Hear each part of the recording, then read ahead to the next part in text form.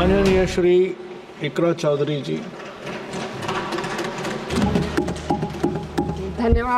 धन्यवाद सभापति महोदय, आपने मुझे इस विशेष चर्चा पर बोलने का मौका दिया। भारत के संविधान के 75वें वर्ष की चर्चा के मौके पर मैं सबसे पहले संविधान बनाने वालों की दूरदृष्टि को सलाम करती हूँ। एक युवा सांसद के तौर पर मैं अपनी उम्मीदों को संविधान के साथ जोड़कर खास तौर पर ये बताना चाहती हूँ कि आज हमारे देश में पिछड़े, दलित, अल्पसंख्यक समुदाय को किस तरह अपने संवैधानिक अधिकारों और आज़ादियों की हिफाजत के लिए हर रोज मुश्किलों का सामना करना पड़ रहा है। Doctor B.R. अम्बेडकर के कथन से अपनी बात रखना चाहती हूँ।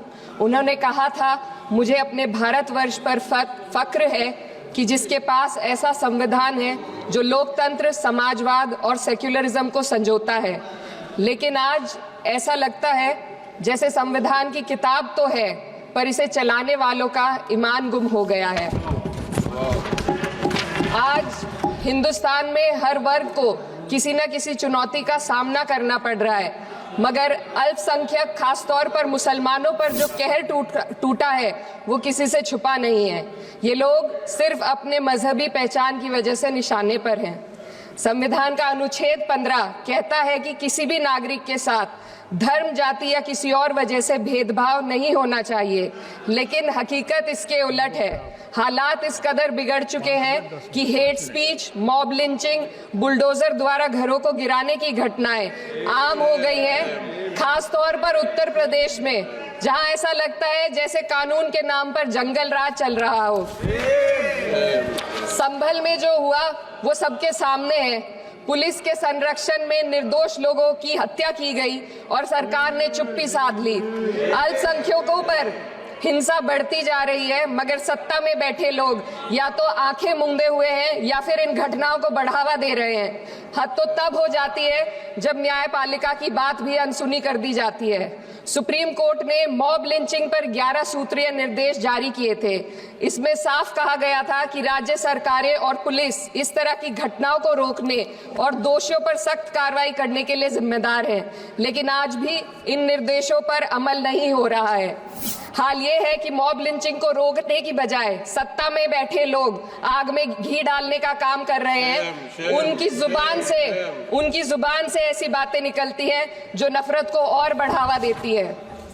ये अशांति अब इतनी गहराई तक फैल चुकी है कि हमारे समाज के धर्मनिरपेक्ष चरित्र पर गंभीर सवाल उठ रहे हैं। साल की शुरुआत में ही कई राज्यों में दुकानदारों को अपने नाम बोर्ड पर लगाने के लिए मजबूर किया गया। इसे सेहत और सुरक्षा के कानूनों का हिस्सा बताया गया, मगर असल मंशा कुछ और थी। ये कदम खास तौर पर मुसलमान दुकानदारों को निशाना बनाकर उठाया गया ताकि उनकी रोजी रोटी पर चोट की जाए। पिछले हफ्ते मुरादाबाद में एक मुस्लिम डॉक्टर को हिंदू बहुल्य मोहल्ले में घर खरीदने पर विरोध झेलना पड़ा। वजह बताई गई कि इससे मोहल्ले की सामाजिक शांति बिगड़ जाएगी। अब आप ही बताइए, क्या ये वजह सही है, जायज है? असल में ये छोटी बड़ी घटनाएं इस बात का सबूत है कि सांप्रदायिकता को बढ़ावा देने वाले बयान और नीतियां हमारे समाज को अंदर से खोखला कर रही है। उत्तर प्रदेश में यति नरसिंहन ने बेहद घटिया बयान दिया, लेकिन सरकार इन बयानों पर कोई कार्रवाई नहीं कर रही। हेट स्पीच न केवल जनमानस के विचारों को प्रदूषित करती है, बल्कि इससे अब संवैधानिक पदों पर बैठे लोगों को भी प्रभावित कर दिया है। अभी हाल ही में माननीय उच्च न्यायालय इलाहाबाद के माननीय न्यायाधीश ने ऐसे बयान दिए जिसका संज्ञान खुद सुप्रीम कोर्ट को लेना पड़ा। संविधान के अनुच्छेद 29 और 30 ने अल्पसंख्यकों को उनके मजहबी और सांस्कृतिक हक दिए हैं ताकि वो अपनी पहचान को बचा सके और अपने संस्थान चला सके, लेकिन आज उन्हीं हकों पर हर तरफ से चोट की जा रही है। वक्फ जैसे बिल लाकर उनके धार्मिक अधिकारों को छीनने की कोशिश की जा रही है। आज अल्पसंख्यक समुदाय को संविधान द्वारा दिए गए अपने बुनियादी अधिकार पाने के लिए लंबी लड़ाई लड़नी पड़ रही है। ऐसे कई मामले अदालत ने न्याय देकर संविधान की रक्षा की है, लेकिन अदालती प्रक्रिया में जो समय लगता है उसकी वजह से देश के सामाजिक ताने बाने को भारी नुकसान उठाना पड़ता है। मिसाल के तौर पर इलाहाबाद हाई कोर्ट ने 2004 के मदरसा एक्ट को रद्द कर दिया था, जिससे मदरसों के संचालन पर सवाल उठे। हालांकि सुप्रीम कोर्ट ने बाद में इस फैसले को पलट दिया और एक्ट को वैध करार दिया, लेकिन इस प्रक्रिया में जो समय लगा उसने अल्पसंख्यकों को बेचैनी और संघर्ष के दौर में डाला है। इसी कड़ी में प्लेसेस ऑफ वर्शिप एक्ट 91 भी आता है और कई अन्य अधिकार, उन्हें भी इसी तरह अदालती लड़ाइयों में उलझाया जा रहा है। ये स्थिति न केवल अल्पसंख्यकों के अधिकारों की राह में रुकावट है, बल्कि justice delayed is justice denied जैसी कहावत को सिद्ध करती है। मैं इस सदन से दुनिया भर के अल्पसंख्यकों की आवाज उठाना चाहती हूँ, खास तौर पर हमारे पड़ोसी देश बांग्लादेश में अल्पसंख्यकों के साथ जो हो रहा है वे दिल को गहरे तक चोट पहुंचाने वाला है। उनकी जान माल की हत्या की जा रही है।